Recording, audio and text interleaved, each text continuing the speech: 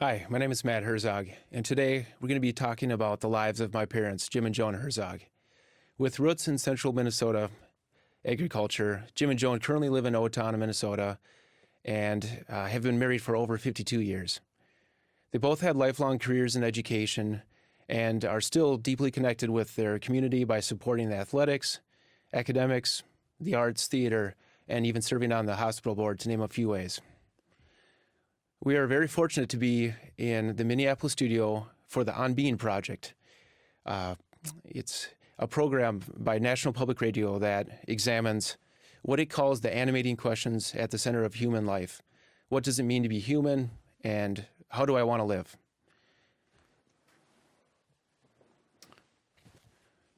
In 2017, Jim Herzog published Fortunate Farm Kid, and this is a memoir that had fascinating stories of early days on the farm, followed by illustrations of life-changing events that were both dangerous and quite humorous. And so it keeps the reader vividly picturing those things along the way.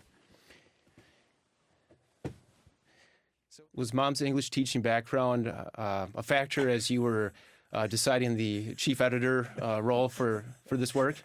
Well, Matt, your mother took the rough edges off of my writing and kind of chunked out the various chapters for me because what I had written was rather scattered. Right. Okay. Well, I know the tone is still very much Dad, and the style's there. But yes, I think it's safe to assume that it reads a lot more smoothly because of Mom's proofreading. Well, English major helps, you know. Yeah, that's right. So yeah, a desired outcome of today's conversation is that my family and the family of my brother Chris and sister Amy, and future generations, since we all have kids, will have something to look back on and have a better understanding of our origins, as well as at least some of the events that led to us being here today. And so I appreciate you coming up today just to let me throw some expected and probably some curveballs at you today. No, just fire away. Perfect. All right. So I'll probably just start off with a segment with one of you at a time, maybe with Dad since he's the oldest.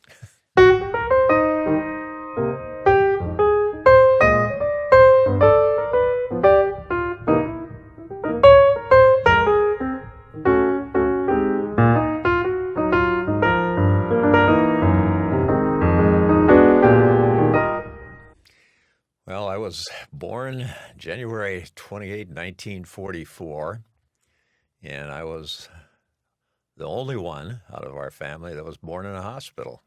All the rest were born at home. So I was born in the Melrose Hospital.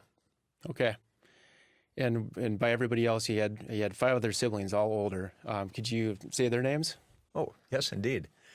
Well, the oldest was Valeria, and then came Betty and Grace and Ethel and Willie, and then me. I was youngest and got a chance to get spoiled just a little bit. Right. If you call it that, yeah. And this is at a farmhouse. So what could you describe that farmhouse? Well, it was a big house, and a portion of it was log, and then it was added on to several times. I don't know how many, but the main portion was actually, out of logs that are, hewn together, and it was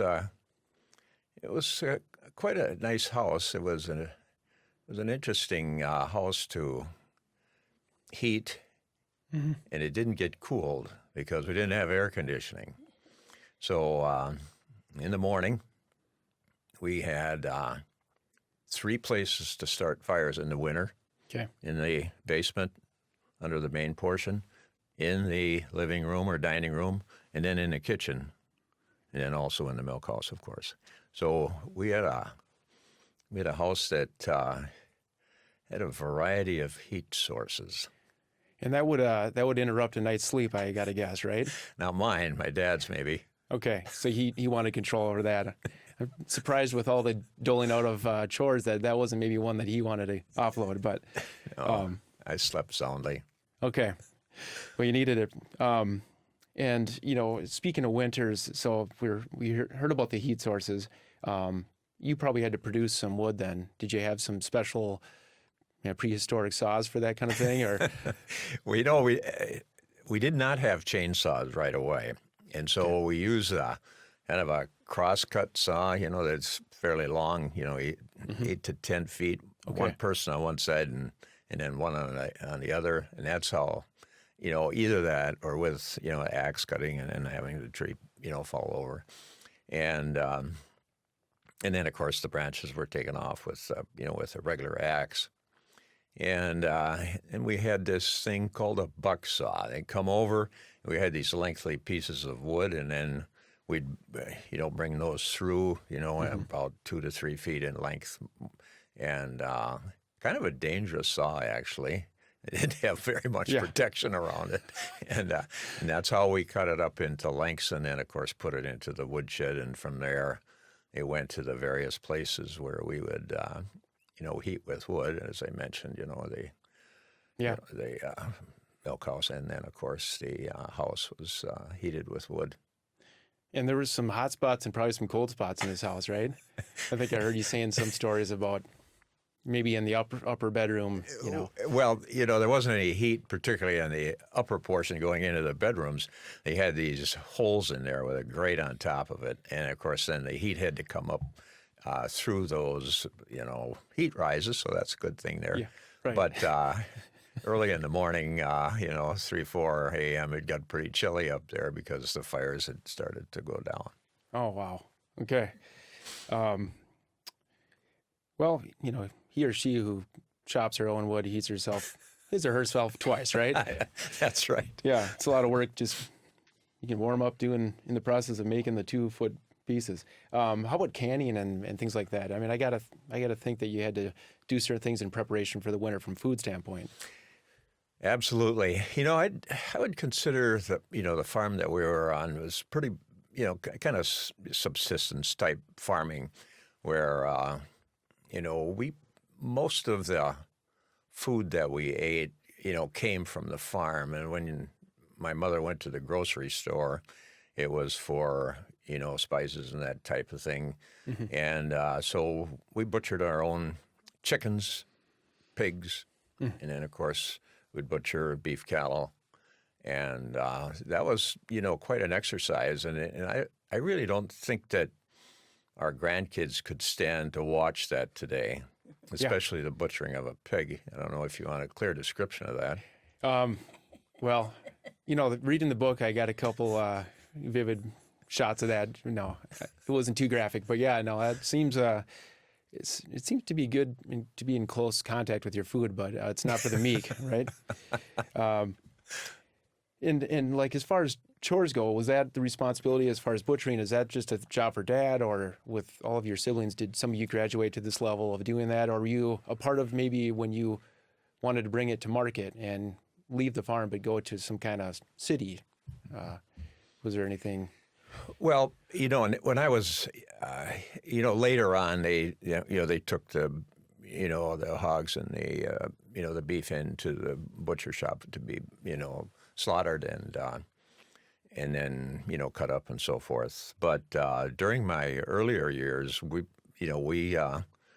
whacked the heads off the chicken right there and put them into the boiling water, and of course, the beef, they were shot. And then butchered from there. Okay.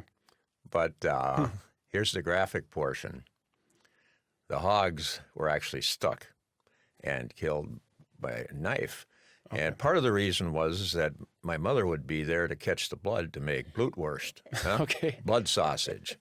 And so, and then from there, about everything possible was used, from those animals for consumption.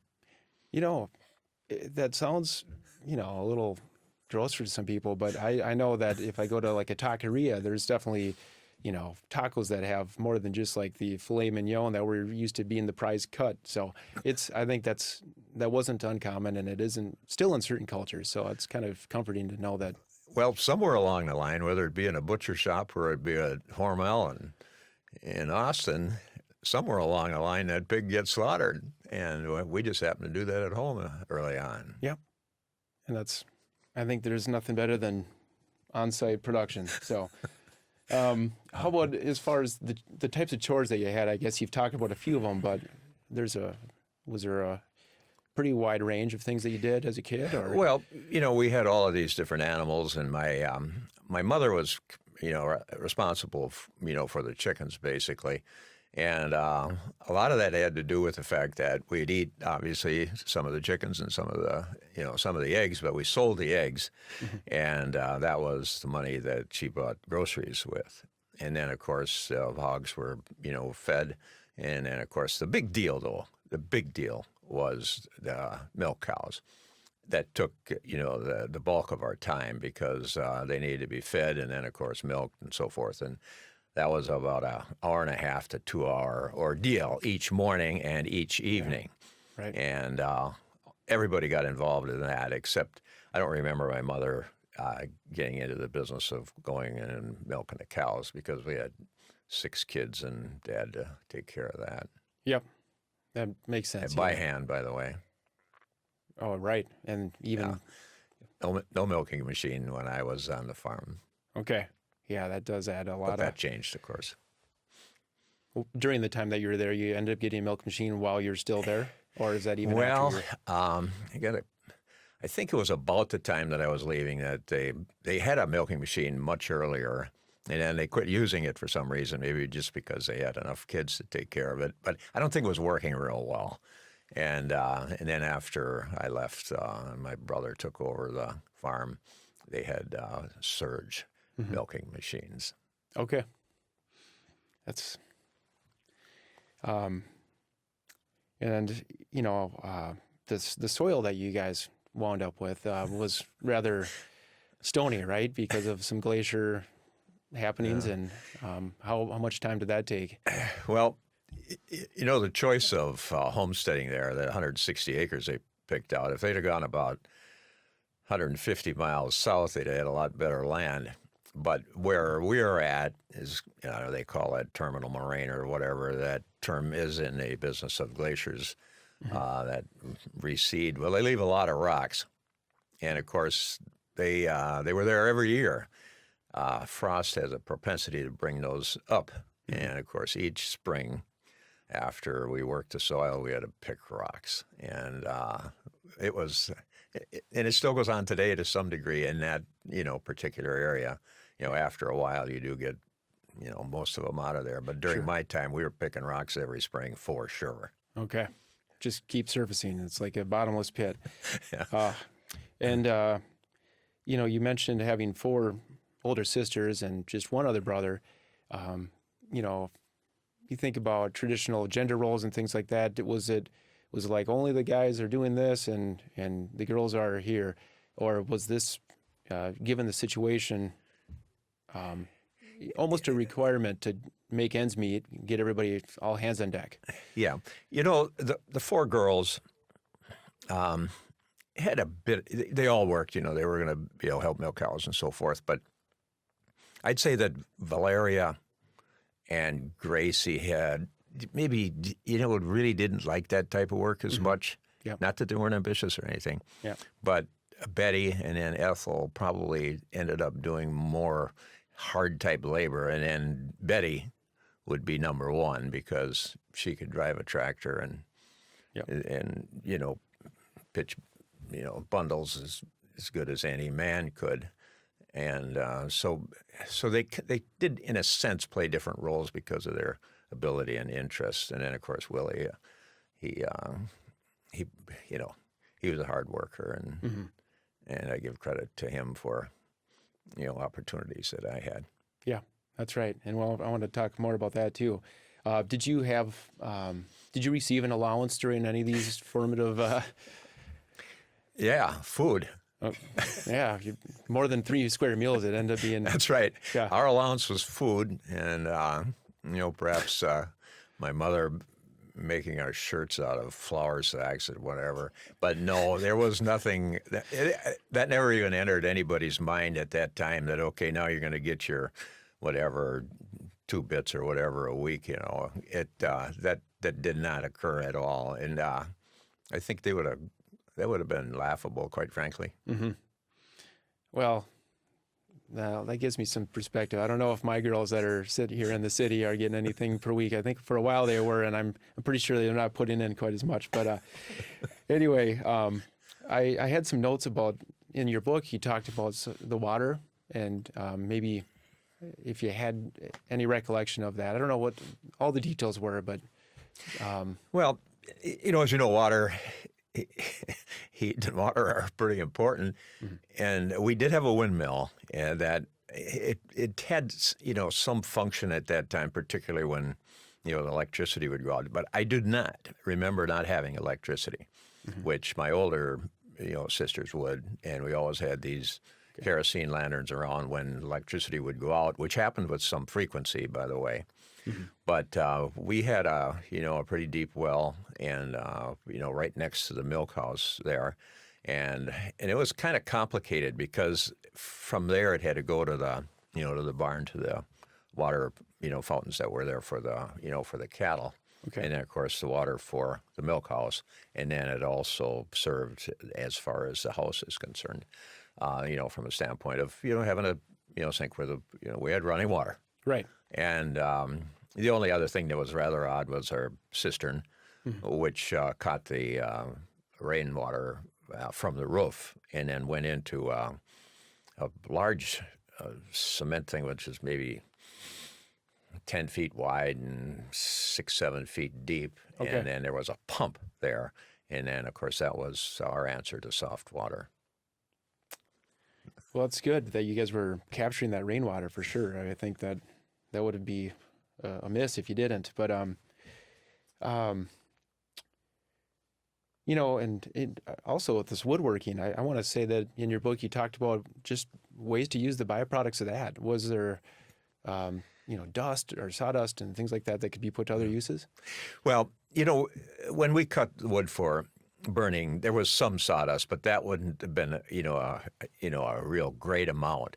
Yeah. But we used to get sawdust from the sawmill where they would plane. You'd bring logs in, and then they would cut them and then plane them. Sure. Well, that produced a lot of sawdust, and we used to get sawdust from that mill, and I think it was in the Melrose area, Millwood Township, so you get the drift. But anyway, and then we would get that, and again, this is just a vague memory of mine, but we put that into an ice house, and for some reason, you continue to do stuff even when you don't need to do it. So we used to have ice in this ice house, and then we'd put it in, before electricity in the refrigerator. Sure. They would have they would go to the lake, cut ice out, put it into the ice house inside and then they'd cover it with sawdust, and that's how they kept ice Insulated. over into the warmer part of the year. Yeah, and then it was that sawdust and shavings, what we'd call shavings, which is not real fine. That would be used in the chicken house for bedding. Okay.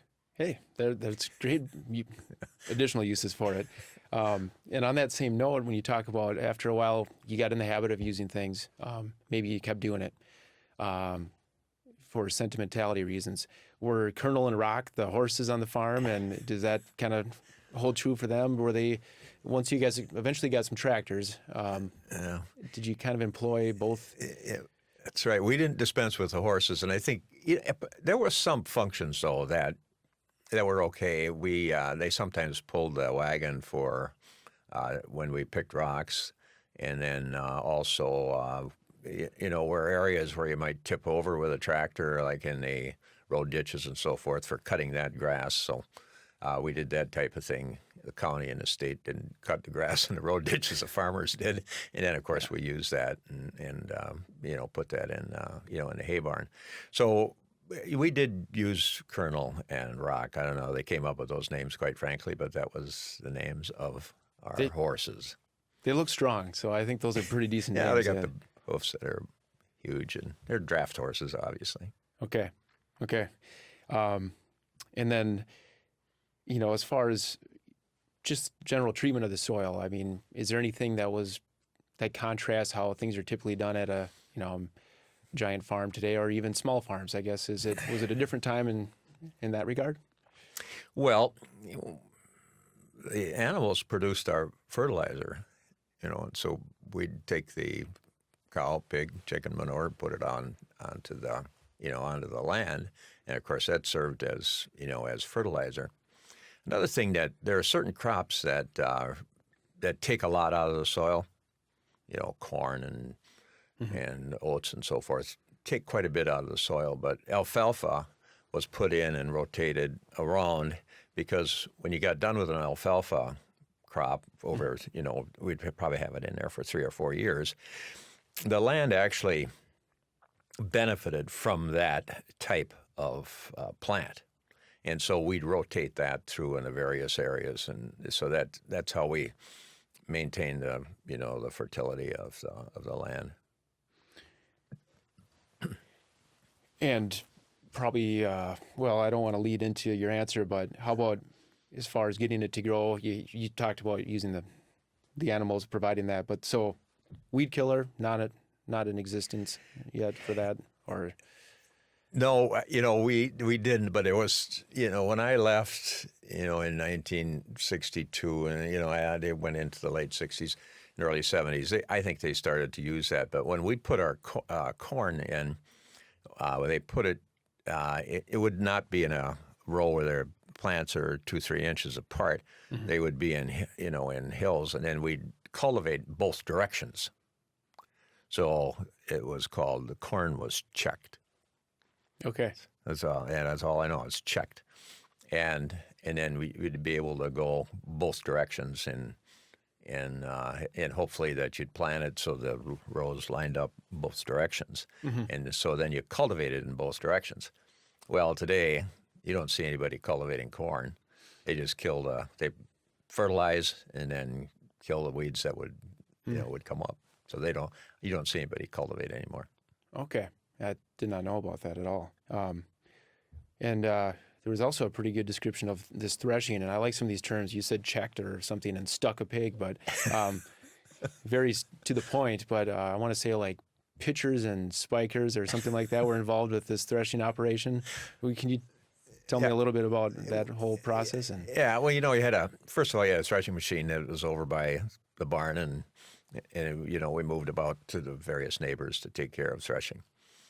And then you had people who had bundle wagons, and then there are those that were out in the grain field who loaded the wagons, because you're driving along next to the shocks of grain, and they were the ones that would throw the bundles onto your wagon. So basically, I did that. I drove a bundle wagon, and there would be, my brother Willie ended up being a field pitcher, spiker, and then I'd go to the threshing machine with a load of bundles of oats usually, and then it'd be my responsibility there to throw it into the threshing machine. And I seem to recall a rather big celebration afterwards where it amounted to. I think each gallon of beer was less than $1 or something like that. Was that the end of a season? Like there's a harvest season, and it's like, oh gosh, we got through this, and Yeah. Well, we had the Weichmans and the Arnsons, and the Herzogs, and sometimes Engelmeyers and McKinney's would work together, and we'd go from one farm to the other to take care of the threshing. And of course, when we finished at the last place, well, I'd celebrate and get 16 gallons of beer, and everybody have a beer. And of course, I wasn't 21, so I didn't drink. No, I'm lying. Just as long as people are double digits, probably. Well, and down the road from all these farms and all these neighbors, and I remember that as a kid, we'd go up there. You had a great church, and can you tell me about how you worked there, and as serving mass, and describe a little bit about that whole? Yeah, scene? Going to church was not a maybe, and it wasn't infrequent. It was like often. Lent was really something, we'd work and we'd be in church. And I don't know if we were working, maybe we were in church almost as much as we were working because they had services, very frequently. When I went to school, although it was a public school, we went to Mass each morning. And I almost always served Mass, so that was part of it. And then of course, we went to Mass on Sunday. But in addition to that, we had benediction or some kind of church service every Saturday night, and we went to that. And it isn't like Mass now on Saturday night. That was a service that we went to. And then, of course, during Lent, we went to Stations of the Cross, and that was not missed. Right. We went all the time, So sometimes it was held once or twice a week, like on Wednesdays and then again on Friday. Mm-hmm. So we spent a lot of time in church, you bet. That's really eye-opening considering in just one generation or maybe two, it's really not quite the case. I mean, there's definitely groups of people that are pretty consistent with it, but I don't think it's to that level. I wanted to not dwell on it a little bit, but I know the medical, you serve on the hospital board right now, and you've had your fair share of heart treatment, and you're fortunately you live pretty close to the Mayo Clinic, which is a world-class facility in Rochester. Can you think of any stories of early days where you had friends or a family where they treated that much more differently than they would today? Yeah.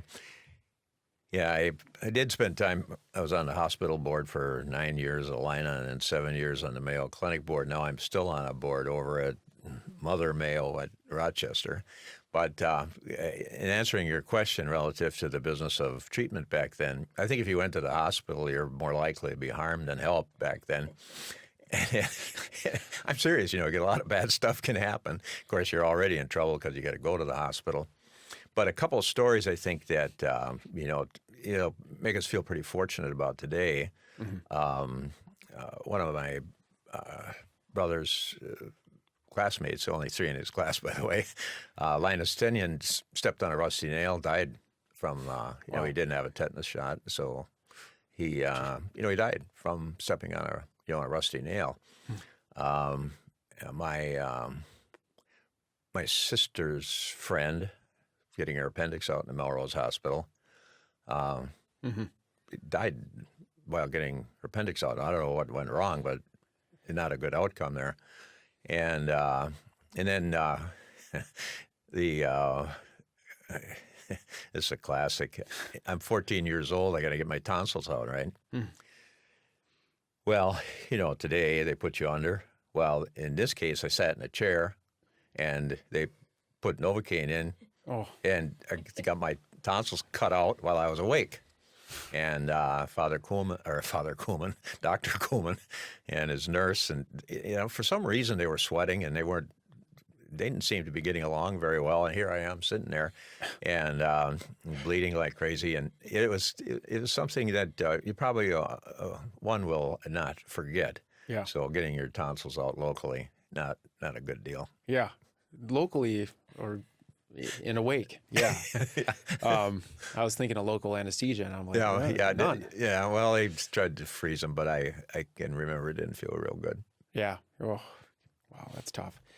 Okay. Well, and then I know we don't have to dwell on it, but you had an ankle issue at birth too, and that took a couple years to get to it, right? Yeah, and Amy got that from me. Yeah. This ankle that's or a foot that's turned in, at birth. Well, I had that. They call it club foot, I think. I don't know if they call it that today. But so they didn't do anything right away. They just thought they had a kid that was a cripple, right? So anyway, but after, I think I was 4 years old or thereabouts, they decided that maybe that should be attended to because I walked kind of. Yeah. I was limping a lot. And so I went by train to the Children's Hospital in St. Paul, and they broke and reset it. Did a pretty good job, actually. Could move about pretty good after that. Yeah. So I'm glad they took care of that. But Today, of course, that would have been taken care of right after birth. Well, and you could feel good about the fact that you didn't miss that, you know, Yeah. with your daughter, Amy, my sister. You took care of that right away. Yeah.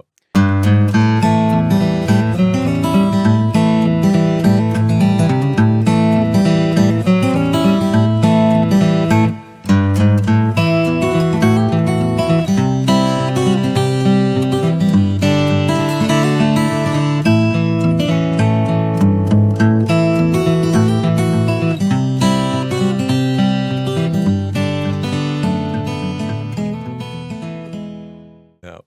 Um, well, moving into some past generations, again, a part of the desired outcome of this is just a little bit of context of the origin of things. Can you tell me the name of your grandparents, and do you know where and when they were born? Yeah. Well, Frank Herzog, probably born around 1859, somewhere in that Yep. range. And then and Elizabeth Blommel. And I don't have a lot of detail here. I really didn't know either one of those two because they died before I was born. Right. But they came from Germany, and I have some of the town of Trier and I can't remember all of the different Yeah. towns they came from, but they came from Germany, and so I think Oldenburg was maybe Frank's side, at least. I don't know Yeah. about the Blummel, but in your book, at least it said Oldenburg for. yeah, and so that was Frank or Franz, they called him back then. Right. And then Henry Ritter and Amelia, her maiden name was Roth. And that was one of the only grandparents that I remember because she died in 1948, and I was 4 years old at that time. But I do remember her, and she was living with us, on the farm. Okay. No sending them off to the nursing home. They just stayed there on the farm Right. until they died. Probably died right there. Yeah, and they even, for a couple days after the funeral, right? Maybe the casket was in the house or something. Times. Yeah, didn't go to the funeral home. They picked up a casket. They usually get those at the hardware store, along with the purple candles, and set them up in the living room. And all the neighbors came over, prayed rosaries one after another, and so they, Revuel was right there in our living room. I remember that, by the way, even though I was only about 4, and it was. And and those were, I don't know. She got to be fairly old, so it wasn't some, super unbelievable sad event, Right. which should be, good life. So they celebrated, and probably after the funeral had some beer and sausage. Right. I can picture that. And so, and before they decided to come over to the United States and immigrate, do you know? And I know that you weren't there and to really know them in person. You were very young when even the one grandparent was just alive. But did you learn anything about their motives or what the living conditions were back in Germany, such that they would be wanting to change it up? Yeah, I don't think they were very well off, Matt. I think they were, I don't know if you want to call it poor, but probably not, in a wealthy class for sure, because they were kind of like sharecroppers, where someone would have some land and then they got to use it, and they had some, some of their own animals. So they were, I think it would almost be tantamount to being a renter type of situation. I think that's where most of them, came from, that type of background. And so I'd say that, coming to the United States and, being able to, get 160 acres of land and, and homestead that. And they would be the first people on that land to break it and cut down trees and, so forth to, to raise crops. But I think they felt a lot better off than they did in Germany. And, in addition to that, Kaiser Wilhelm was in power at that time, and I don't think he's the nicest guy. And Right. and I do know that my grandfather was in in the German army at that time, and I don't know how he escaped that deal, but because I think they had conscription, or all the males had to serve in the army. But so that was the situation there. So I think that even though living conditions and life was not a bed of roses, I think they felt a heck of a lot better off here than in Germany at that time. Okay, yeah, and I think it'd be tough to leave everything behind, but when there's opportunity, and that still happens today, right? All the time. And so this Homestead Act, 160 acres is a pretty common chunk, right? That was Abraham Lincoln that I think passed that. Okay. I just had, out of my curiosity, wanted to look that up, and I think it was a few years before the time that your parents came. So that might have been in motion for a little while, but I think about somewhere in the early 1880s.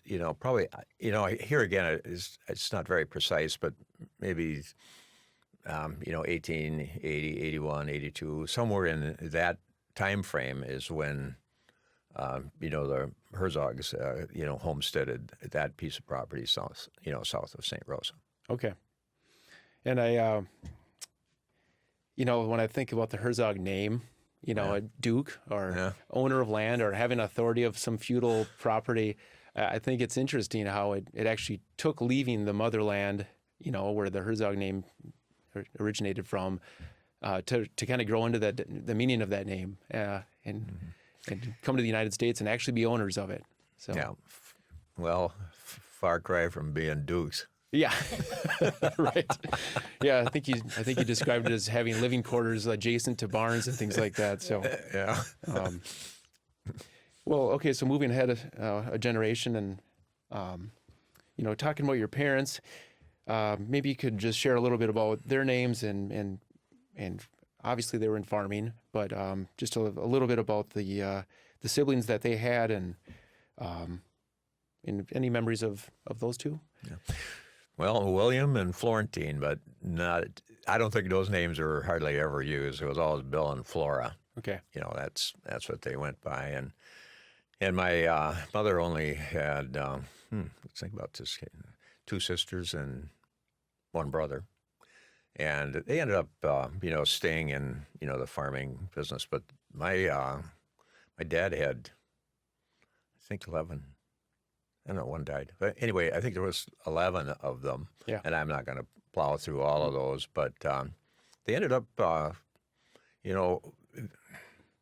only a small number ended up in the farming business, John. And the others ended up, one was the superintendent of schools of Scott County. Another one ended up judge of probate court in St. Cloud. Some of them did. One of them was a banker down in southern Minnesota, Sleepy Eye area. And then another one got in the railroad business of being depot agent. I don't know if I'm covering them all here. Yeah. But so they really ended up in, in a variety of professions. And quite frankly, it was surprising that so many of them left the business of farming. Right. So. And I know that even in your generation with your siblings, it was common to just get to work and maybe not finish high school, right? And in fact, I think is it safe? I don't know if it's safe to say, but you were maybe the one of your siblings, right? Yeah. Okay. So then when I go back a generation and there are 11 of them and they wind up in banking and law, things like that, does that imply that they maybe went further with education? Well, certainly, but at an earlier time. In the case of one of them who taught before he, got into, you didn't have to. I think if you got through high school, you could probably. Yeah. I didn't think you needed a 4-year degree to teach. Okay. And one of them did, and I really don't know the education that Ben Herzog had, and he ended up being the superintendent of Scott County Schools, which is the Shakopee area. I really do not know he must have had some college education, but I don't know how deep or long. I don't think he had a master's degree. He sure didn't have a doctorate. Right. So maybe they weren't taking the bar exam back then. There you for go. certain things. I don't know, but yeah, it was interesting to see the various professions that they ended up in. And then we didn't talk about the girls, but Right. they ended up I hate to put it this way, they married somebody and ended up, many of them, worked as, as housewives and didn't, Sure. really end up in a specific profession. So Yeah, well, I think that's a profession in itself. It certainly is. yeah, there you go. In how you described what your mom did. Yeah. The New Deal was enacted by FDR, President FDR, and had programs from 1933 to 36, such as the Rural Electrification Act, right? And that was to recover after the Great Depression. Did you have anybody that you knew that was instrumental in actually getting electricity in that area of St. Rose? My dad really didn't talk about it that much, but he did mention that he had some real, fondness for FDR and, the types of things that he did for the, rural people. And I read about it later that he actually served on some kind of board or committee that was instrumental in getting, rural electrification, at least to that, area where we lived. And I really don't know much more than that, but I do know that he had some impact on that.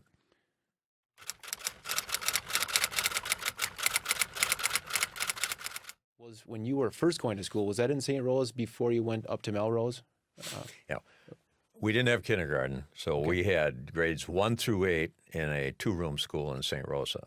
Okay. And we had the big room and the little room, 1 through 4, 5 through 8. Yep. And it generally about 25 students in each of those rooms, somewhere in that vicinity. And I only had 2 different teachers, Mrs. Kupla and Mr. Ruprecht.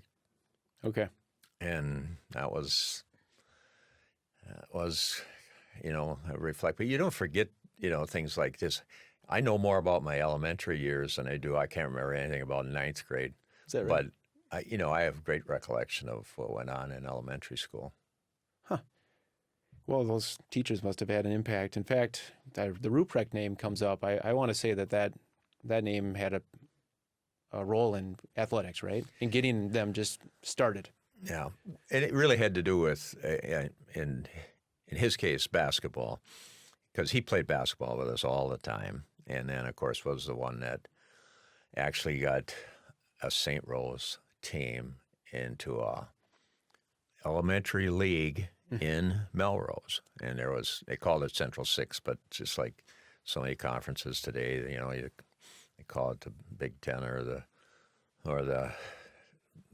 the Big Nine, Sure. which now is 11, but we probably had about 8 teams in that basketball conference, and he was the answer. Okay.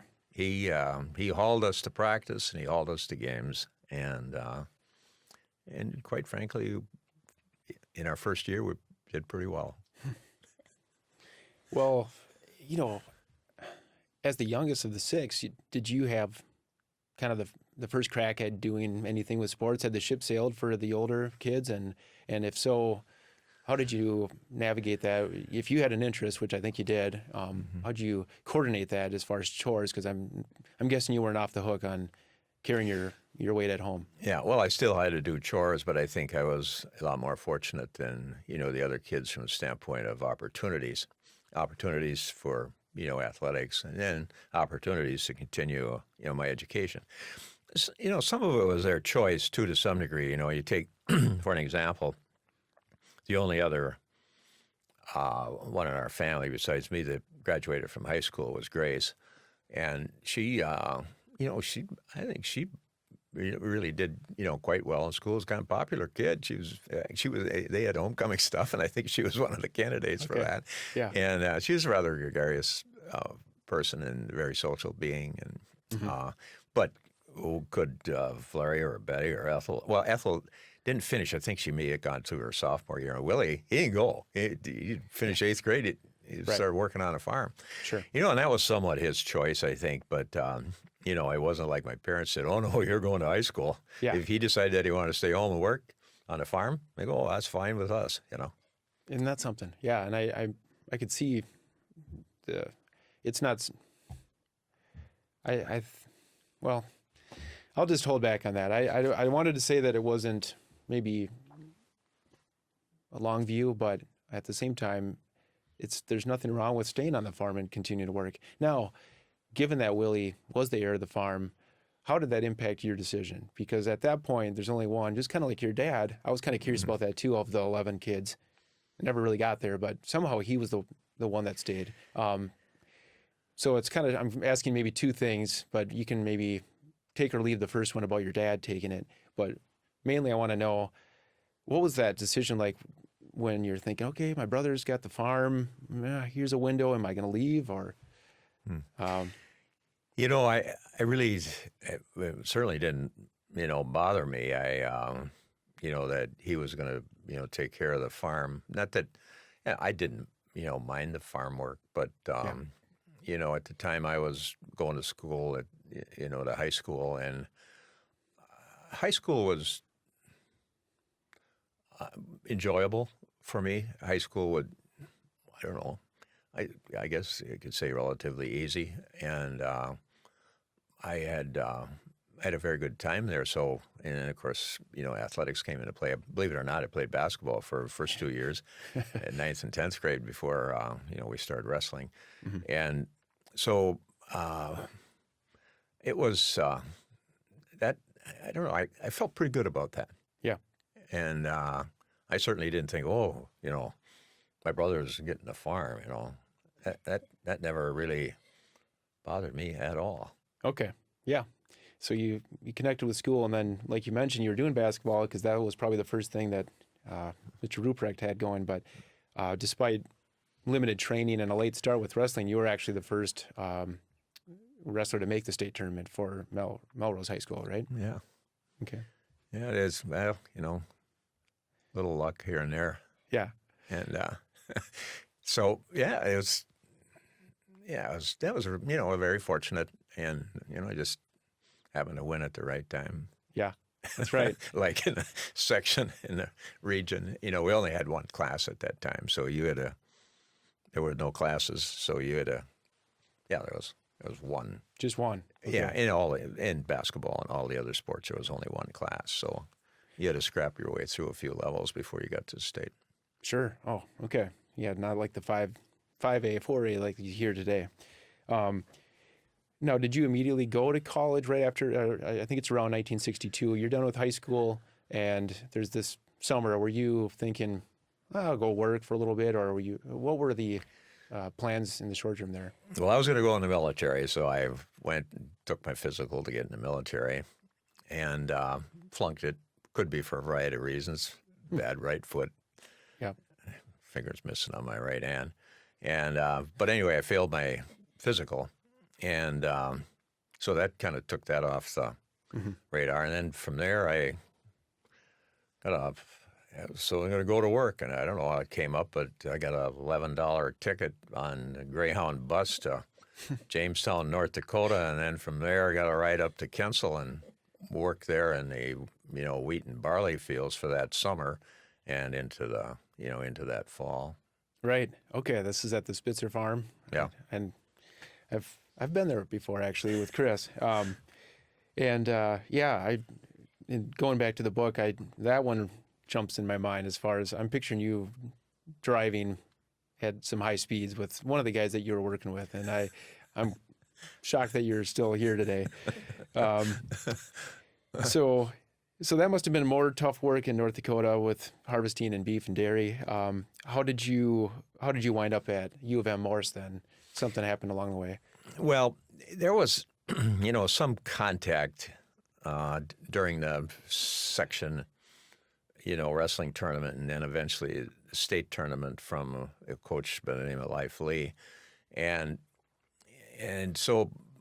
But we were working into the fall, and didn't, particularly want to leave, because there was work to do there, beyond whatever time you'd go to college, September or something. And they kind of, it's really fortunate that they kind of kept, after me to come and wrestle. Yeah. And then, the basketball coach at Morris actually came to the farm for the wrestling coach to, kind of prompt me to start school. So after we finished with the harvesting there, I started college second quarter Wow. and started wrestling.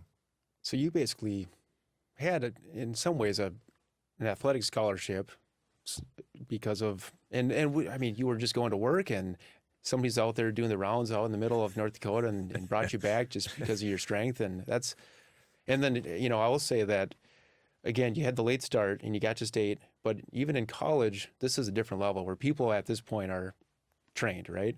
Yeah. What was the furthest that you got in collegiate wrestling? Well, I wrestled there for 4 years and,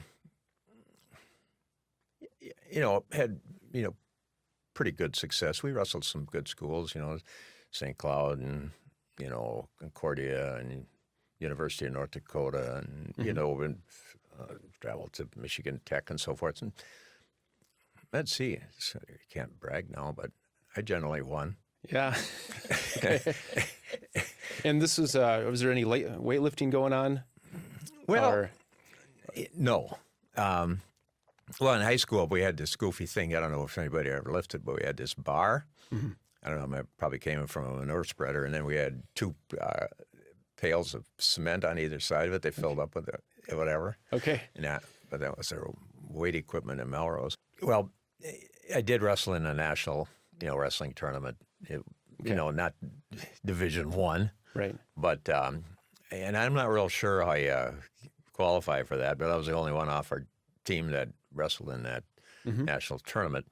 And I have to admit that I got in the second round and it was over. But I did wrestle in the in a national tournament, and it was an honor to do that, and I felt good about at least getting the opportunity to wrestle at that level. Yeah, I think that's really quite an accomplishment, especially the late start, lack of technique. I mean, granted, during college you probably got some tips here and there, but did anybody attend the national tournament or your meets in general? Well, that you knew? Well, my mother never went to any wrestling match ever, and my mother and our father went to the state tournament when I wrestled at state tournament. Mm-hmm. Of course, some would think that's child abuse today. But I just didn't expect that they would. Right. And so my father, he didn't watch at the national tournament, but he did come to one match at St. John's University. So my dad watched one of my matches, high school and college. Between those 6 years or so, you made one, okay. Yeah, that's the way it is. And I didn't expect any different. Yeah, it is funny how today, gosh, our parents are hovering over their kids all the time, and sometimes they like that attention. Sometimes maybe it's tough, it's pressure, right? Yeah. Well, back then, kids followed their parents around. Now parents follow their kids around. That's well put. So speaking of moving around, you also, after Morris, you did more school, not too far from there for your master's, right? Yep. Okay. And I want to say you worked in a wrestling capacity during that time, right? As more of a coach? Yeah, I was assistant coach at St. Cloud State University. That's where I got my first master's degree. And I worked there, and I went to class every day, and then of course helped coach wrestling during that time. And then I did some teaching at the prison at St. Cloud Reformatory. And oddly, while I was teaching some classes in social studies, a political science area or something, then they found out I was a wrestler, so they asked if I'd start a wrestling team there at the prison, which I did. Okay. And were you guys undefeated on the road then? Yeah, all home meets, Matt. Yeah, we didn't take a bus out of town. Didn't let them be free just to go and compete, huh? Yeah. Okay. That's good. And then I have University of Colorado Boulder listed. What was that education stint about? Well, I worked on my doctorate there, the much maligned unfinished doctorate, but I did go there and work on a doctoral program. Mm-hmm. Passed my comps, but never got the paper written, so that didn't get completed. But it did finish off and complete my principal's license and superintendent's license there. Okay. So that at least mission was accomplished from that standpoint, but Absolutely. You don't have PhD on your title, even though it would have been another, not a short paper, but you could have gone there. Yeah. Well, with all that, did you have any help from home as far as paying your way, or did you have to pay your way for all the schooling that you did have? Yes, I did.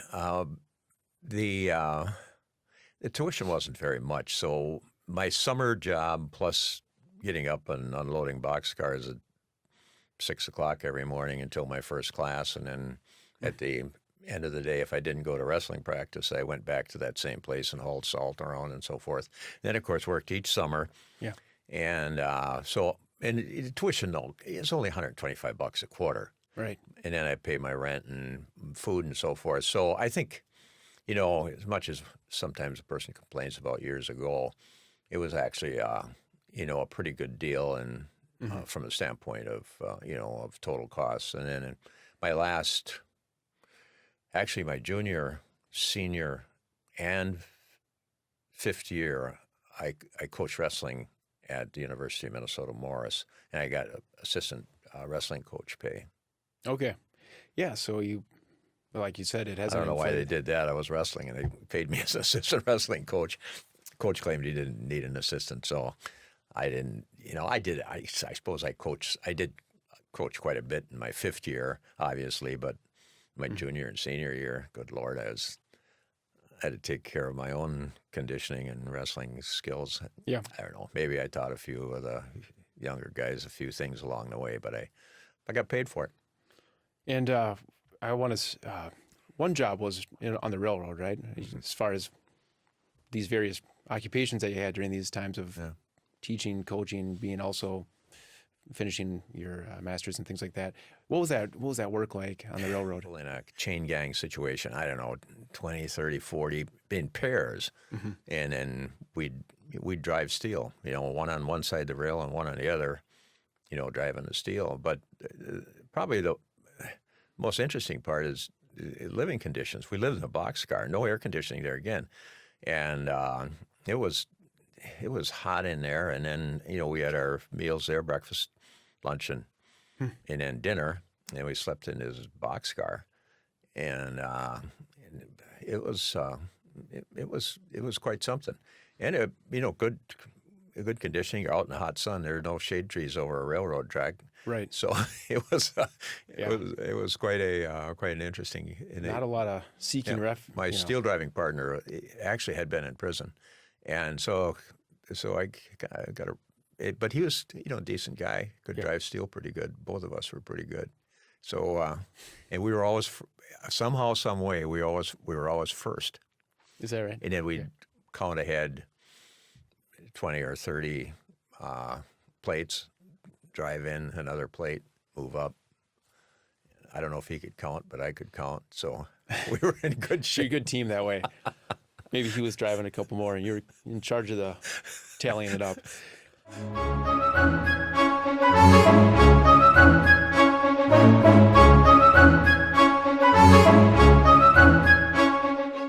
Well, before we start talking with Mom, I want to also just fast forward a little bit that all of this manual work that, got you through schooling and everything led to something. You taught for a while, but then had a number of years as an administrator. And Owatonna really had you for several, I don't know, how many years were you actually between being assistant and principal? What did that tally up to? Well, we went to Owatonna in 75, and then I retired for the first time in 2001, and then various administrative positions, and of course teaching at St. Thomas. So from 75 to 2001 as an administrator in Owatonna, with 1 year off at University of Colorado Boulder. You've referenced the quote, ask for permission and someone will find it within their domain to say no. What's an example or two where you got resistance from the public or the faculty on decisions that you felt needed to be made? Yeah. Well, I think that decision-making falls in three categories, maybe four. One, I decide because it's policy or it's an emergency. Two, I listen and decide. And three, we decide collaboratively. That would be the third, and that's painful. And then the other one is I don't decide at all. Let somebody else decide. So, and I think if you follow a simplistic, that simplistic approach, and people know the categories that decisions are made, or, where a decision really lies within that. And, so many people are running to superiors asking questions, or to their, the people that are working for them. And pretty soon you get overloaded with advice. And so consequently, you're probably a better administrator if you, pull the trigger earlier rather than later on decisions. Yeah, right. You don't get too many sources of input. On next thing you know, you can't do something in an efficient way. And The storm passes, and you have and nothing really. Decisions, either isn't made or is made by someone else that shouldn't be making the decision. That's very true. Do you recall any key events or milestones that led to you being nominated for Principal of the Year in the state of Minnesota? That's a good question. I'm not too much into the awards business, although it takes a pretty big ego to write a book about yourself. But I think Pete Grant had quite a bit to do with that, and and we had done some things with changes in our. We had, an international baccalaureate program and, switched over to advanced placement. And we did some things relative to scheduling, the 4-period day and advisement systems for students, which are still in place today. So, I think some of those things might have been, led up to that, being put together by Pete and others who, I didn't put that together to bring it forward to the, to that Principals Association. So maybe those are, are some of the things. And sure. Sometimes if you're around long enough, it works too. Right. It's a culmination of all these years.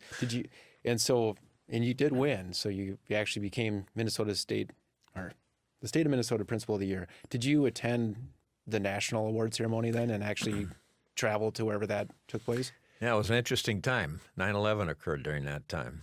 And so our national convention relative to various things on the National Principals Association, including the selection of the National Principal of the Year, was postponed because of 9/11. And it was a month or so later, and it was still something, flying in and it was really a different feeling. There was just not a lot of air traffic. And most people, and of course we forget so soon what 9/11 was like. And when Joan and I landed, we had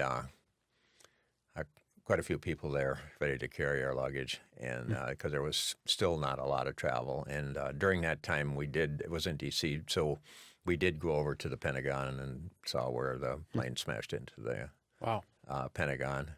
And that was a real somber time. And that's another thing I'll never forget. The day that happened, and someone came into my office and told me that the World Trade Center had been hit, and the Pentagon, and then of course the crash out in the fields in Pennsylvania. Mm-hmm. And I actually watched the second plane hit on my TV in my office. Right. And got on the PA system maybe 3 times that day to talk to the students and the staff about, you don't really know what to say because you don't deal. That's not part of your training. Yeah. And maybe I did tell the staff members, they all had TVs in their classrooms. And I told them, this is a moment where, you just pay attention to what's going on, but let's not be panicking here. And some wanted to leave school. Some parents wanted to have their students picked up. And pretty much indicated that, no, we'll stay here. We're safe here. Yeah. And Owatonna is farther enough away from a metro. And then tried to figure out, if we had any one of our 1,600 or 1,700 students that might be impacted by what had occurred in New York, and didn't. Yeah. Not real direct anyway. and so that was a tough time, and I think probably handled that okay. Yeah. Well, that's good. I think those decisions would be tough to make on the spot, but Yeah. you had a lot of those. Yeah, Well- every once in a while we'd have some crisis occur. We'd have weapons, or we need to do some lockdowns and those types of things. But you wade through them and try to make the best decisions you can, and always looking out for the safety of the students and staff. And if you do that, things will usually roll out right. Yeah.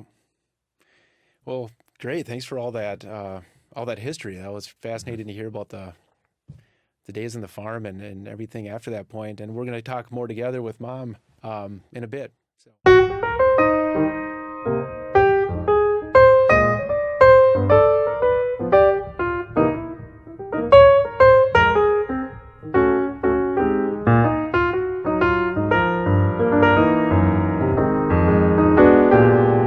Okay, so I just got done talking with Dad and hearing a little bit about, or a lot about his life, and that was great. Why don't we talk about your childhood, Mom? Where and when were you born? Well, my birthday is August 9th, 1945. I was born in Graceville, Minnesota. Okay. And what was the farmhouse like for you? Well, not big, certainly not very big. Originally, I don't think we we didn't have a bathroom originally. But I do remember remodeling going on, digging out the cellar and putting a full basement down below. Mm-hmm. We had 3 bedrooms. I shared a bedroom with my sister, very small closet, Mom and Dad, and then my brother Bob. Kitchen was fairly good size and just a regular size living room. So that was it. Okay. Yeah. And so you mentioned you had older brother Bob and sister Karen, Yes. and they're still And- alive today. Well, yes, they are both alive today yet. I did have another brother, but he died just a few days after birth. It was really in between my sister and me. So in 3.5 years, they had 4 kids, but Mm-hmm. he didn't survive. So Okay. What were some of the chores that you, Bob, and Karen had on the farm? Well, Or just I would say it yourself? was more gender traditional than Mhm. maybe Dad's side. My brother Bob did a lot of the farm work with my dad, but Karen and I did not. We did all have to do eggs, so that was our main chore, and of course we helped out in the house to some degree too. But Yeah. yeah, so Okay. Now, with that work, did you have any allowance or anything like that? well, actually, I do remember getting an allowance of a quarter a week. Okay. And of that, however, we were expected to give something to the church. So, that was like a nickel went to the church, and, you could save up over time. And one time I do remember when we were teenagers, Karen and I painted the whole house, and I think we got paid $5 each. And we did kind of question, was that very good pay? Right. Let's see, how many hours was that? And, wow, yeah. But no, it wasn't a big thing, but yeah. Well, you helped somebody out there in a big way. Do you remember anything in particular that you really wanted to save your money for, that you, after a while you worked and you finally got it because of that? Yeah. Actually, I do. Growing up, there weren't too many things to do. So, you just did what you knew. And I was always playing school, right? Mhm. So I really wanted a blackboard. And, of course, the resource was the Sears Roebuck catalog. Yeah. That was the dream book. So anyway, I don't know what age I was really, but I paged through there and I found this blackboard and saved for a long time. I don't know if I paid for it all. I really don't know, but I know I did put my allowance money towards that blackboard. So that's what I got. That's great. That's fitting. For what you ended up doing long term. What are other things that come to mind as far as what you did for fun? You said there wasn't a lot to do, so you had to imagine here and there. Well, a funny little thing that I remember about going to my grandma Herzog, Grandma Fugeron's, I mean, um, they didn't have anything there necessarily to play with, but she had little knickknacks. Okay. And after she died, the grandchildren that were around, they actually got to take one of these, and I came home with a little chicken that I still have somewhere. Can't find it right now, but anyway, she would let us go into her clothing scraps, fabric scraps, and we'd cut out little circles and dress the chicken or the dog or whatever, and we'd make up these, little scenarios, plays, and whatever, and usually we'd marry. Get a couple of them married. That was just a silly thing that I remember. But otherwise, it was just doing what was around. We did have neighbors not far from us that we could, travel back and forth, probably 1/8 of a mile, 1/4 of a mile at the most. So they had 4 kids, we had 3. We would go back and forth and play together. Maybe get a game. Enough bodies out there to get a little game of ball or something, huh?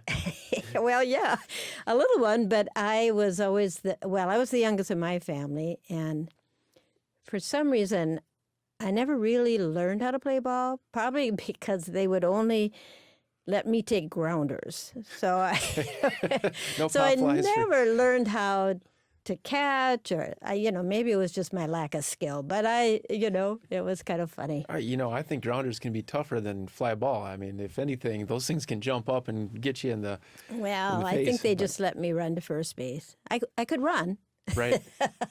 And I feel like you certainly can run, and I know that you had a great stride. Was there somebody that mentioned that one of your granddaughters, my niece, who won the state tournament in the 800 meter just last year? Was there some correlation to the stride of Grandma and Elizabeth Atchison? I have no idea, but our daughter Amy mentioned that came up,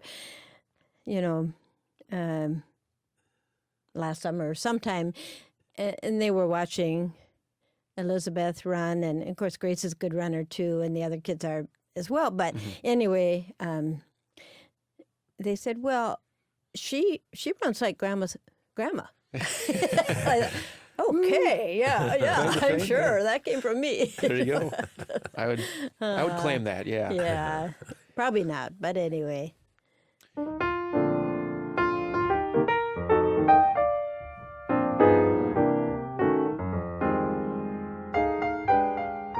What was school like? Did you have any best or worst subjects that come to mind back early on, or?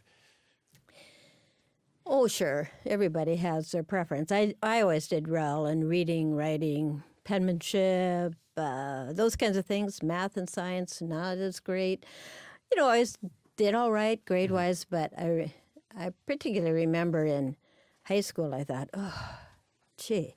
I did like algebra. I hated long division, and I thought when we got to the first level of algebra where you just had to find the x, that sort of made sense to me. But then things like trigonometry or solid geometry, I did it, but I have no real comprehension, I don't think, of what that was all about. If you're not doing it all the time, it's very easy to have that just as completely I would fly back. say, though, probably my favorite class in my high school years was my speech class. And I don't know that it was our principal that taught it, and everybody liked him a lot. He had good discipline, but comfortable. I don't know that he had a background in speech, but he would just give us different assignments. But one thing he did, he always required us to have an outline that we had to give to him. We could not look at it. So we never got to use notes, except I think on the final speech, which was like 10 minutes long. Then we could have a few minor notes. But otherwise, we had to hand in our outline, and if we got stuck, he'd help us out. But it meant you had to practice, and you had to get up and do it just, in front of your classmates. And I think that had a long-term positive effect, you know, of being able to go before a group of people and speak rather confidently. That I would believe so, because I know personally it's not easy for me to do that. And I don't think I had a whole lot of speech, so I feel like that's really valuable, especially if you got into teaching. And hearing about you do make believe teaching and things like that, because you're 7 miles from town, and that town was tiny, so you had a lot to the imagination. And I think that's healthy. And today, I guess it's a different deal. There's definitely a lot of free play with young kids. I know my daughters do it still, but at the same time, there's a lot of distractions with, you know, just information's everywhere, right? And virtual reality gizmos. So having spanned those two different eras, do you feel like the simple time where you were almost trying to rack your brain on what I'm going to do next compared to now when everything's just there, and I guess it's rich in information, but do you have a feeling on whether either one of those is better quality of life? Well, I'll address that, but I should mention that for me, my childhood really had kind of two parts. There was the part where there was nothing else out there, you know, I mean, no electronic kind of stuff. But while, you know, Jim, your dad, never had a TV, we did in the mid-50s. I don't know exactly when, but probably by the time I was 10 years old or so. So, you know, we got into that a little bit, like kids get into their electronic stuff now. You know, you got to sit down and watch TV, right? Sure. But overall, you know, there's so many advancements that we would not give up. We certainly not giving up our computers. We all like our smartphones, you know. Yeah. But, yeah, there's some definite disadvantages of how consumed people are with these things. And it was so, I think, so much more fun and safer. You know, in our time growing up, I feel like that was a big advantage. Right.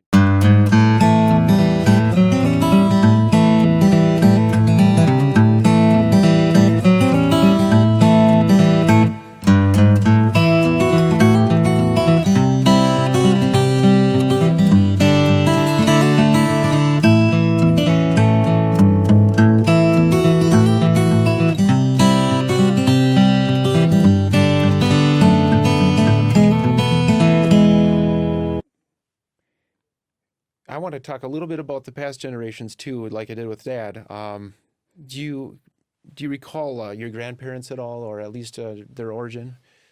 Maybe the names and maybe the countries that they came from? On my dad's side, I know that my grandfather came directly from Germany, and his wife also was of that heritage. I think she was born here. I didn't know too much about him. His name was Martin Stein, but he wasn't around much. You know, he lived a little while after I was born, but he wasn't at home. He had actually been a farmer, but he had gotten mauled by a bull, and that really changed, you know, his life. And so I didn't know him well. His wife was Mary Kaufman, I guess was her first name, and then Ruba. I never knew her by that. To me, it was Grammy Stein, you know. On my mother's side, George Henry Fugeron was my grandpa.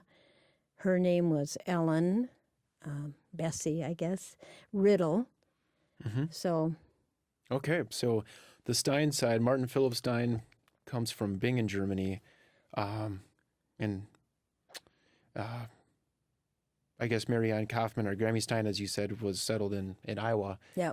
And then as far as the Fugeron side, you know, that it probably dates back, but I feel like at some point Scotland and France were countries that maybe their ancestors came from. Well, the Fugeron was French predominantly. Okay. But my grandpa Fugeron married Ellen Riddle, and she was of English descent. But actually, I found out, I didn't know this until recently, that her family actually lived in France as well.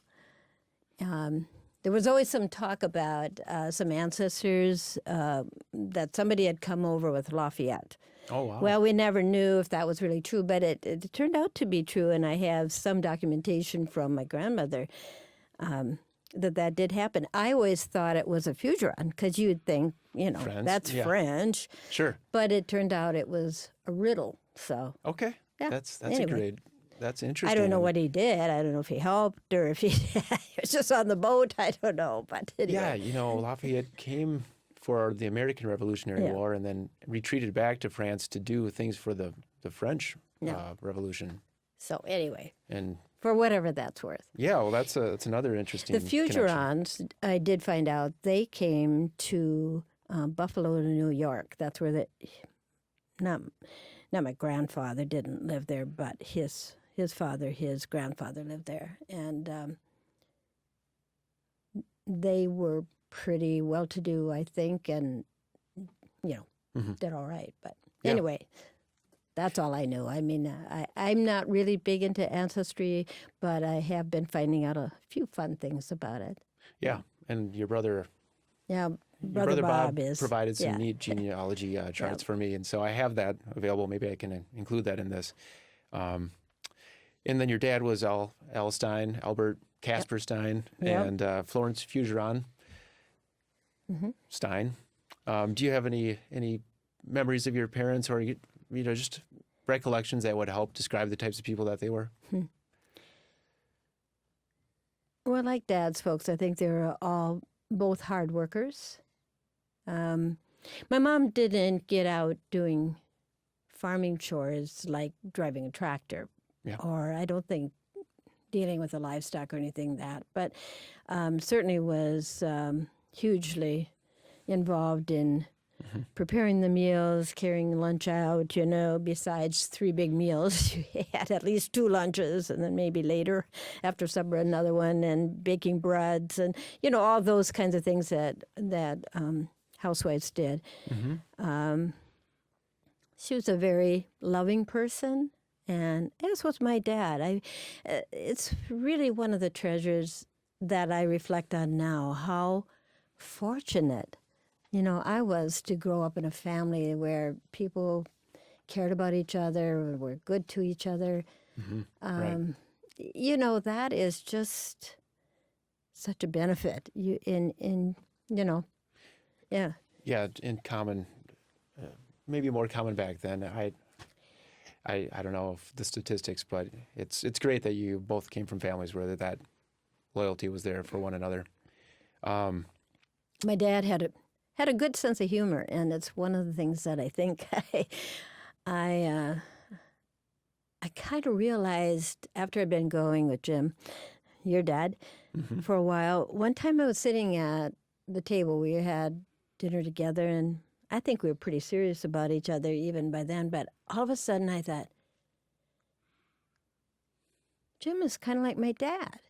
They were very different too, but the basic qualities of being so trustworthy and so loving, and loving to laugh. Yeah. Not jokes or something, but just finding humor in little daily things. Right. So that's what I remember.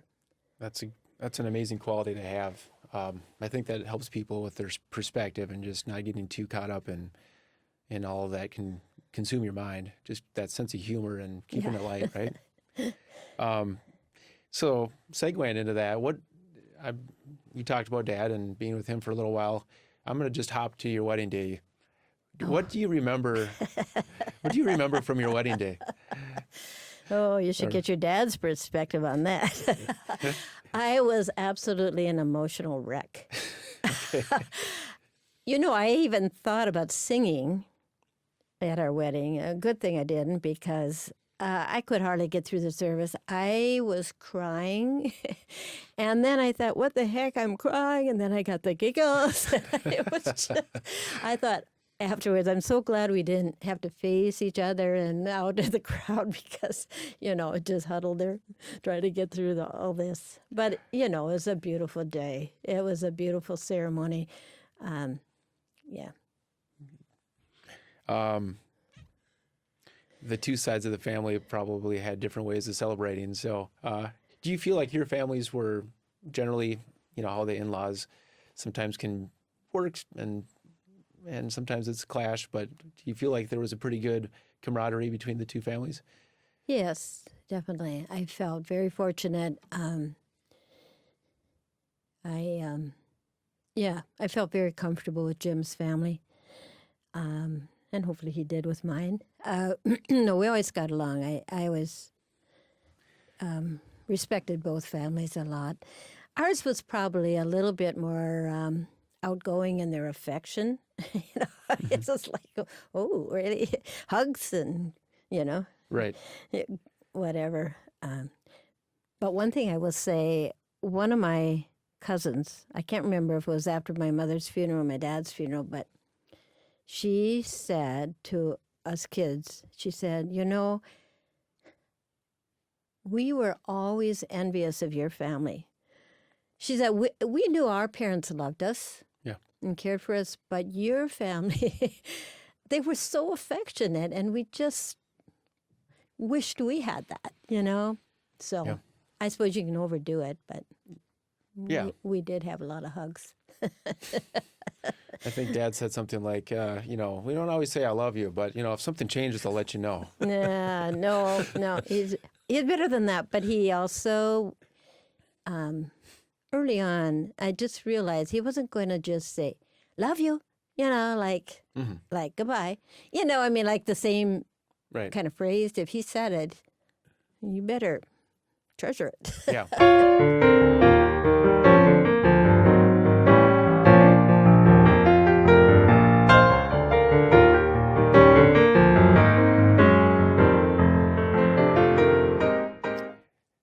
How many years did you work in education? And maybe that's a little tough to do the math right now, but Well, roughly. 30-some, 33 maybe. Okay. I never thought I was good, because I was sort of at a turning point. My mom never really worked outside of the home after she got married, and that was sort of the tradition to, raise your family, be there for your family. And so I thought I would work for a while, probably, take off after the kids were born. Well, I did work part-time for some of the years after, we started having children. But it was kind of funny because I always thought, I don't know, Dad. I don't know. He made some comment about, well, you have to make up for those years. We laughed about it, but Right. in reality, it was kind of true.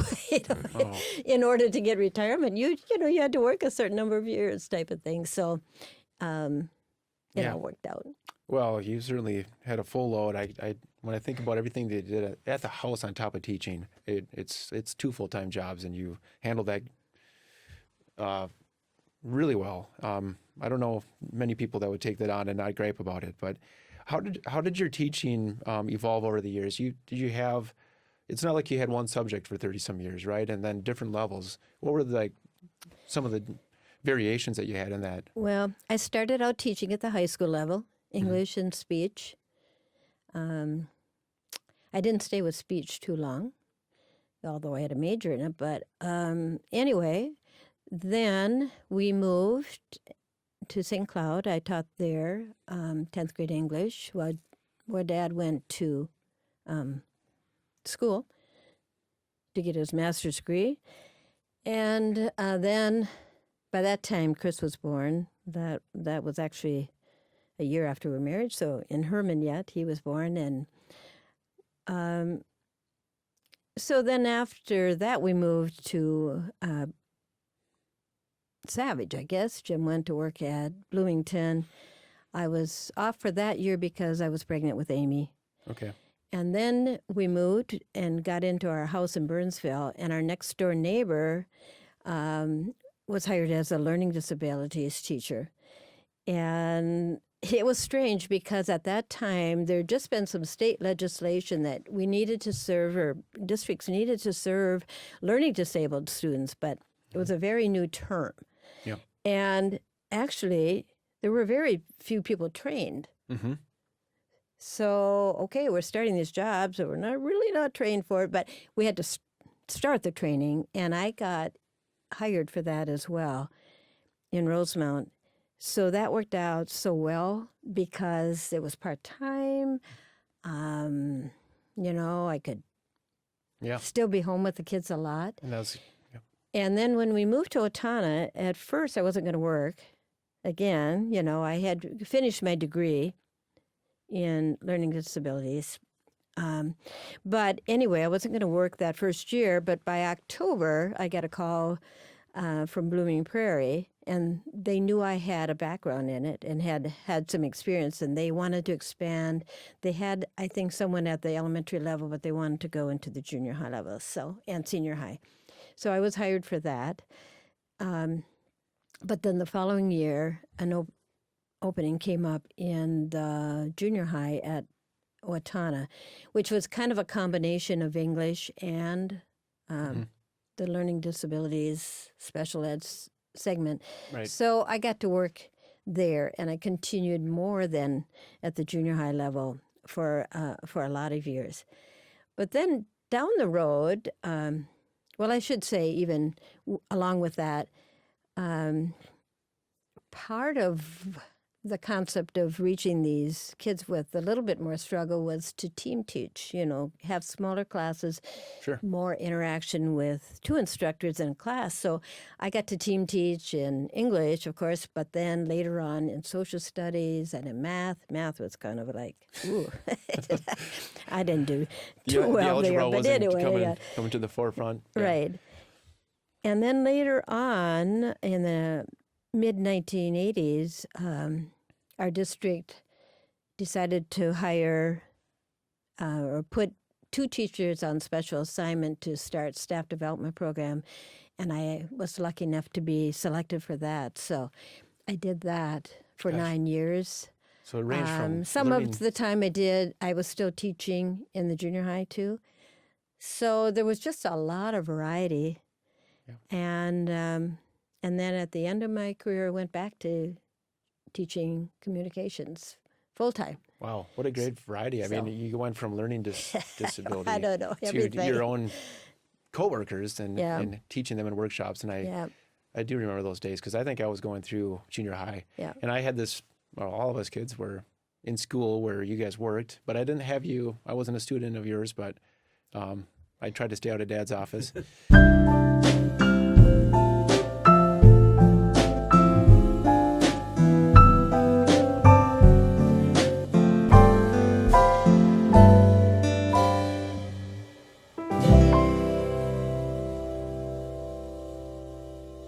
On top of, an amazing teaching career, you have a creative side. I guess I'll just come out and say it. You're a great singer, and you've also done things with the theater. And then after retirement, what have been ways that you... When I retired, I knew that I wanted to take up watercolor painting. I don't know, I just wanted to do that. But I had really no background in art because I went to Chicago High School, very small school. Our graduating class was 20. Well, that gives you an idea. So there was no art program. I mean, somebody would do little art activities, Right. crafty things kind of thing. But anyway, I decided I wanted to do it. Well, anyway, I didn't find the right opportunities even around Owatonna at first, so I ended up doing about a year of just community ed, and I took some drawing classes, which was helpful because I really didn't have much clue about that either. Right.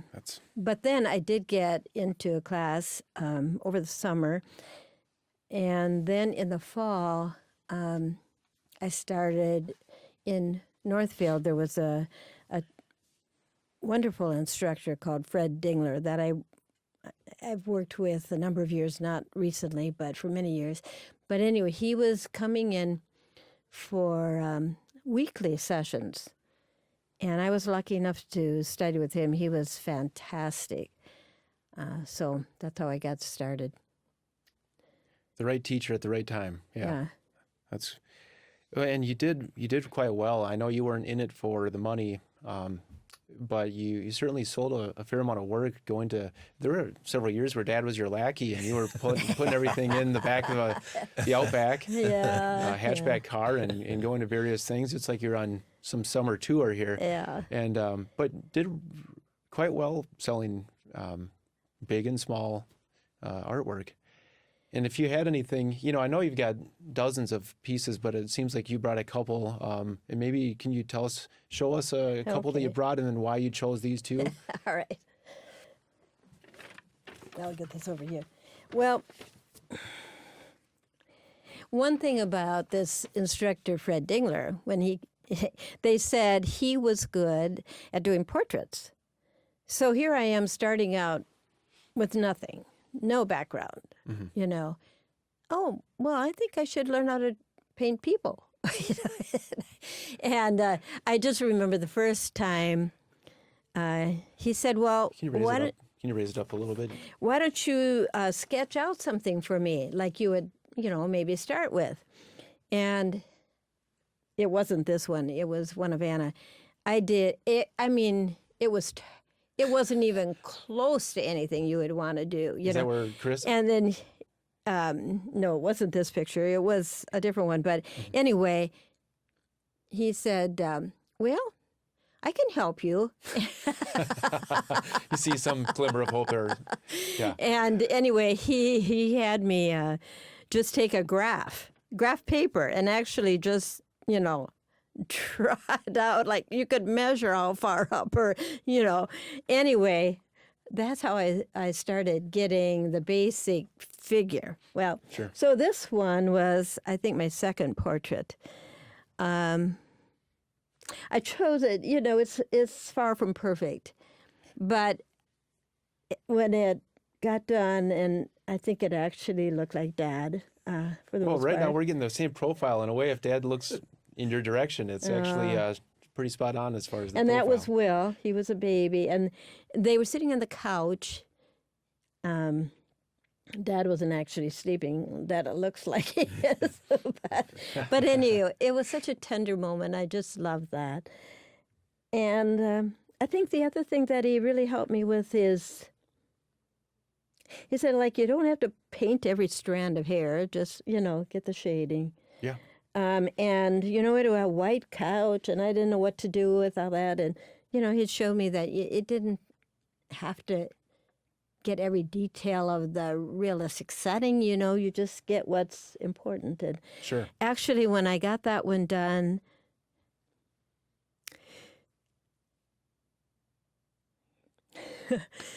I actually, here I am crying again, but I actually fell to my knees and thank God for giving me at least some talent, because it was such a wonderful thing to be able to do. Yeah, you talked about that, and that's just so powerful. And I think it's great that you had such an appreciation for just the ability to go, and that you had the teacher, and you haven't forgotten just guiding you. And if you get a little nudge, you will put your energy towards it and make great work. Yeah, there's been several pieces that aren't being displayed here today, but if you wouldn't mind sharing another one that is, I think, on the of an Owatonna Park, Okay. and holding it Well, up. this is a very small version of Mineral Springs Park. So anyway, in 2014, I was able to finish this painting. I don't know, I hadn't done any local scenes, but anyway, I decided I would do this one. I wanted to do something a little bit bigger. And that year, incidentally, I was chosen to be the featured artist at our Arts in the Park, downtown Owatonna. And I had accomplished this piece, which I hadn't done prior to that, and it became my signature piece. And I was lucky enough to actually have a large painting of this, print of this, I guess. I sold the original at that art fair, but I was able to get a print donated to the hospital, and they have it on display at in the Alina Hospital in Owatonna. We gave a large one to the Elks, and they have it in their vine room. And then just a couple of years ago, Federated Insurance in Owatonna was redecorating, and they were putting in some oranges and things, colors into their kind of cafeteria, you know, area. And a friend of mine that has a framing store had been working with them, and she said, well, have you ever thought about this painting? And so she kind of brought up that might be a suitable one for their place of work too. So they chose it, and so And if I'm not and I can see how they would pick it for that setting. Was this the piece where we saw? I thought it was amazing when you were in Central Park at one of the fairs. Was this the one where like a moth or a butterfly of some kind blended in with the leaves, and it was actually like in the tree? Yeah, it was just amazing because I had a canvas one, I printed on canvas too, and this moth, it was orange. It flew up into like this part of the tree, and it looked like a live leaf. Yeah. You know, just blended in, but it was, and it stayed there. Yeah. It was there for hours. When we took it home, I packed it up. That moth was still there. Still in it. Yeah. It's crazy. He's like, no, this is a good spot. I'm pretty sure I'm safe here. Yeah. So, That was anyway, incredible. So Yeah. that's kind of the painting story. Oh, that's wonderful. Well, would you be open to share a little bit of your voice? I know this is putting on the spot, or it could come later, but at some point it'd be fun to. Okay. Well, you know, yes, music was always important in my family. My mom, particularly, was a good singer, and her family, I think they sang a lot. They harmonized a lot. And she used to say, even when I was in the high chair, I would kind of wiggle my arms and, you know, to the music. But anyway, one of the really kind of amazing things, we did get a piano, by the way, when I was in 7th grade. So I got a little bit of that. I had been in band, didn't do anything significant there, but I stayed in it. But so I had a piano, but talk about small houses. You know, that's right in the living room with the TV. So, you know, you had to kind of, you know, ration out your time there. But anyway, my aunt, Bert, said to my mother, you know, Joan has a pretty good voice. Have you ever thought of giving her some voice lessons? And so they checked into it, and there was a wonderful, you know, voice teacher in Morris. And in my senior year, I went in for lessons, and that made such a difference. I mean, just in basic technique, not, you know, that I had the most profound voice, but just getting some good instruction and, you know, made a difference. So, well, anyway, I suppose I could sing just now this is really a silly song. But it's one that I always try to get, probably you kids to sing, I don't know. And sure, the grandkids all had to learn it. But so I'd say, okay, sing this with Grandma. So we would do zippity-doo-dah, zippity-yay. Yes. My, oh my, what a wonderful day. Plenty of sunshine headed our way. Zippity-doo-dah, zippity-yay. Yes, and I love that because hopefully we get some grandkids watching this down the road, and they're gonna be, wow, that was 30 years ago. Yeah, like crazy grandma. But you know, I thought it had such a good message, and that's really why I wanted to do it with them too. That you can find joy in just about every day, you know, if you look for it, and So true. And what a wonderful lesson to take away. Yeah. Oh, wonderful. Well, thank you. That's a great closer for that segment of hearing Mom's story. So wonderful.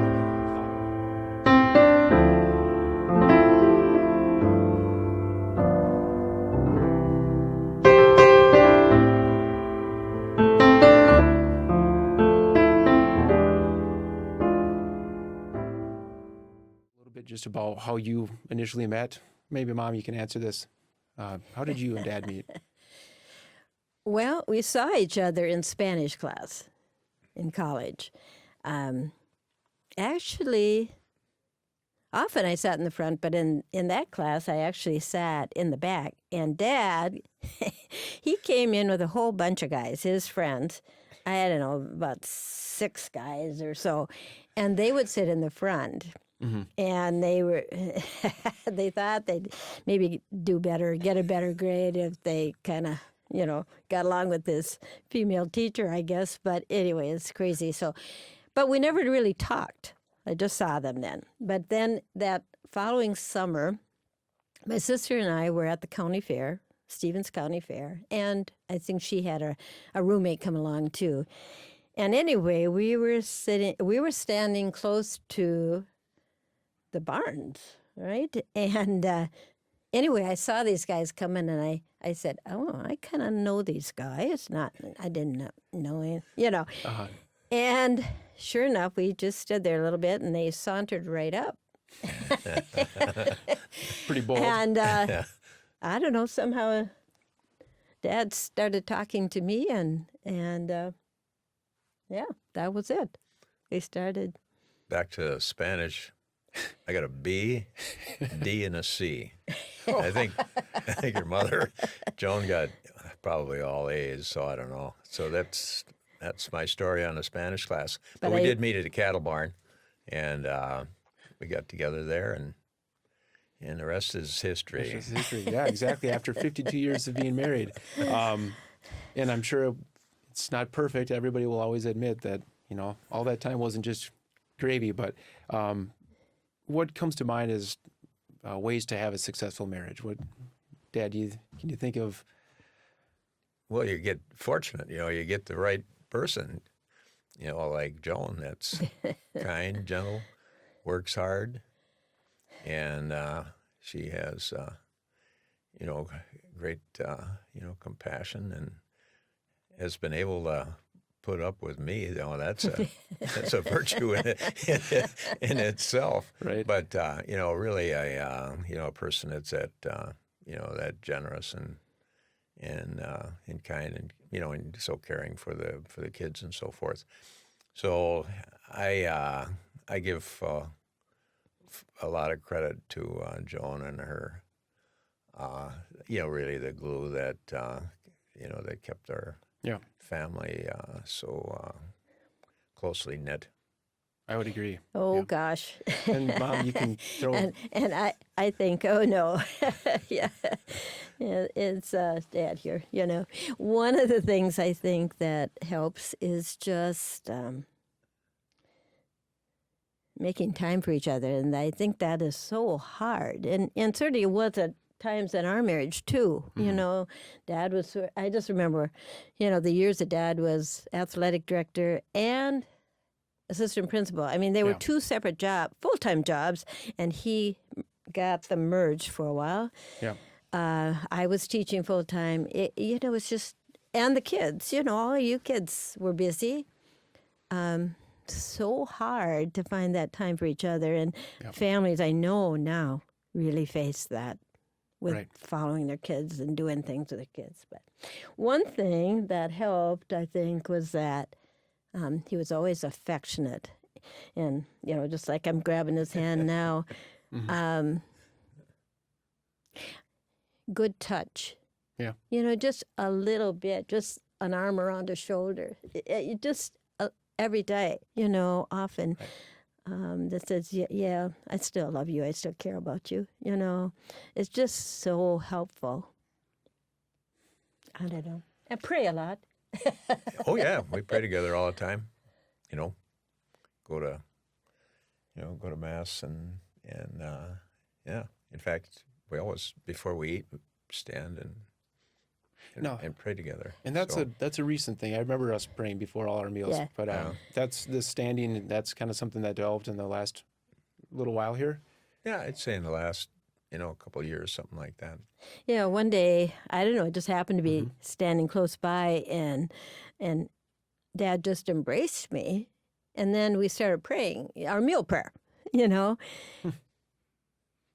and it's just the most joyous thing. I thought, gosh, I should have started that earlier. Yeah, and so now, Or, I mean, I just remember families, sometimes not our family, but holding hands, Well, that's not a bad idea. yeah, You do draw closer somehow, praying and then physically being, the combination of the close and intimate. right.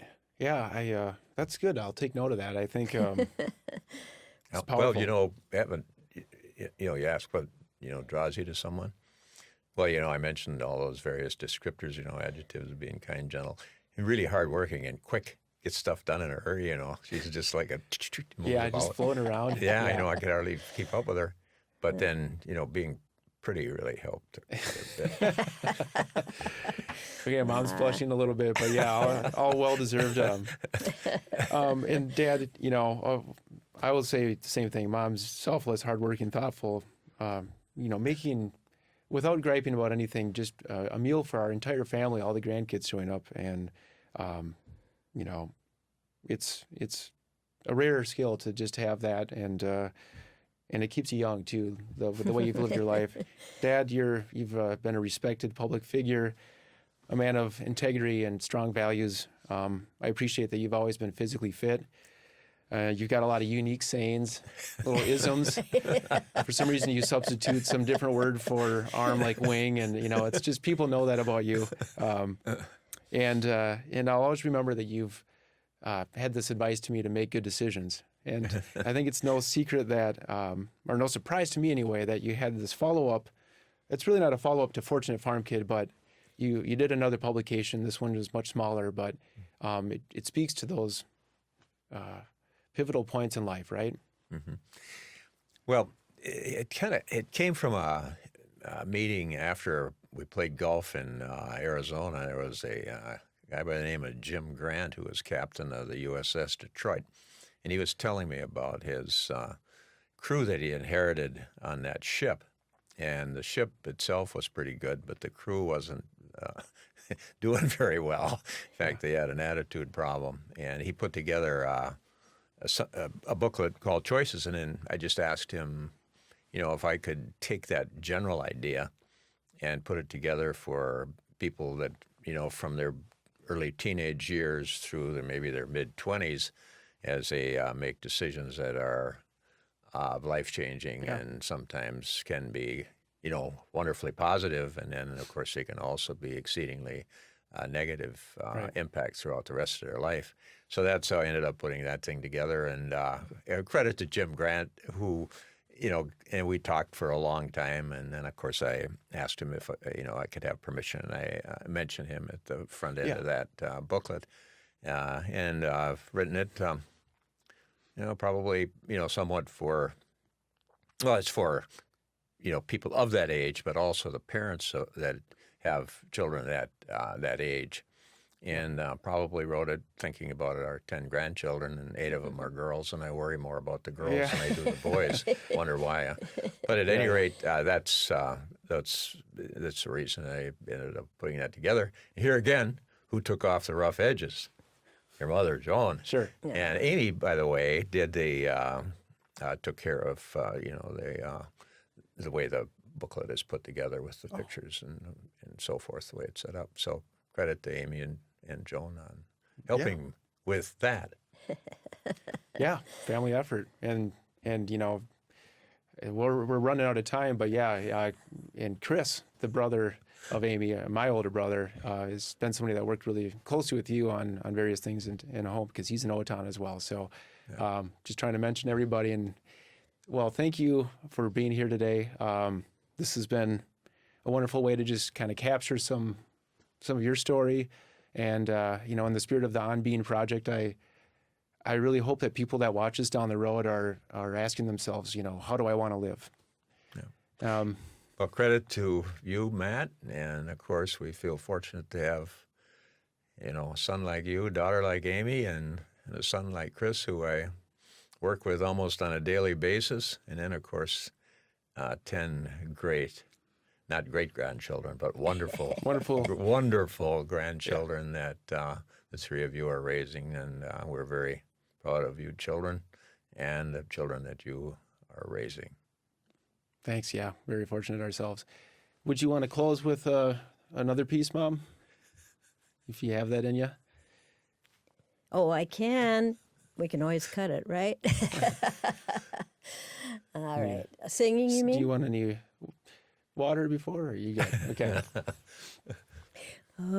Amazing grace, how sweet the sound that saved a wretch like me. I once was lost, but now am found. Was blind, but now I see. Through many dangers, toils, and snares, I have already come. 'Tis grace has brought me safe thus far, and grace will lead me home. Thank you. Very good.